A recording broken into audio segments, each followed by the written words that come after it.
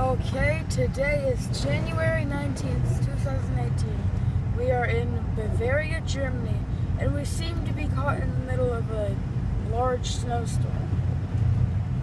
And, well, the roads are completely frozen over. And